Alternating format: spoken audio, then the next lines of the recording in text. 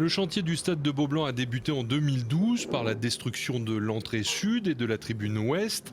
5 ans plus tard, alors que le stade aurait dû être livré en 2015, les travaux se concentrent sur des reprises d'ouvrages sur lesquelles des erreurs de calcul ont été commises. On a à peu près 150 ouvrages qui sont concernés par les soucis de sous-dimensionnement. Et on peut classer ces 150 points en 12 typologies de problèmes. Donc des problèmes sur des poutres, sur des poteaux, sur des voiles ou sur des planchers. 12 typologies auxquelles sont associées 12 solutions de réparation différentes, réparation, renforcement. Soit par des renforcements en béton armé, solution traditionnelle, soit des lamelles de carbone engravées, soit des tissus carbone. Et toutes ces solutions sont mêlées pour arriver à renforcer tous les points qui le nécessitaient. Les premières traces visibles sont infimes. Il s'agit pour l'œil non averti de petites traces blanchâtres. C'est ici, au niveau de ces consoles de la circulation intermédiaire, que sont apparues les premières fissures, donc en février 2014. Et ce sont ces fissures qui ont alerté l'équipe chantier sur les soucis qu'il pouvait y avoir au niveau des structures béton de cet ouvrage. Sur cet ouvrage particulier, il manquait des armatures dans le béton armé, et ce qui fait que le béton est arrivé en limite de résistance et a fissuré. Sur d'autres ouvrages du bâtiment, il y a d'autres manques d'acier, mais qui n'ont pas engendré de sinistres, pas de fissures visibles, mais des manques d'acier internes. Des techniques de pointe sont utilisées aujourd'hui pour la reprise du chantier. Des brins ou des textiles à base de carbone sont insérés dans l'édifice. Alors on s'y prend avec une technique un peu particulière qui est la mise en place de plats carbone engravés dans la dalle en béton. Donc c'est les petites tiges que nous voyons de couleur foncée, qui vont être collées dans la rainure qui a été préparée dans le plancher. On voit les rainures tout le long de la circulation.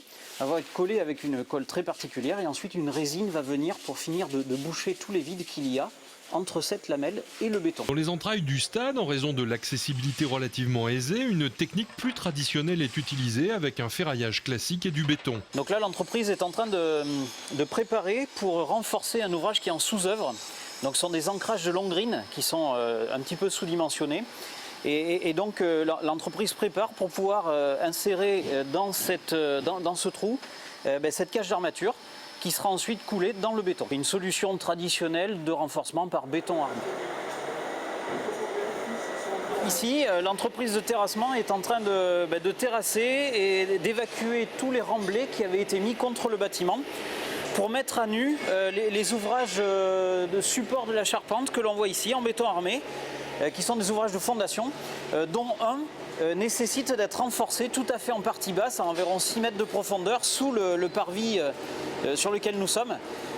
Et ce massif va être renforcé avec un principe de carbone, mais cette fois-ci des tissus carbone. Donc c'est-à-dire un tissu souple comme celui-là, qui va être entouré autour du massif pour effectuer une ceinture, pour le ceinturer, pour le renforcer, pour qu'il puisse reprendre les efforts pour lesquels il était prévu à l'origine. Donc le chantier ne s'est jamais réellement arrêté, il y a toujours eu quelques interventions sur le site et surtout des opérations de recalcul par les bureaux d'études. Aujourd'hui, nous avons environ 30 personnes qui travaillent sur le site, à peu près 10 entreprises. Donc le chantier est reparti réellement depuis le mois de février et pour à peu près 18 mois, c'est-à-dire que la réception est prévue pour l'été 2018. Donc dans les prochains mois vont se dérouler principalement les travaux de renforcement de structure. Principalement jusqu'à la fin d'année.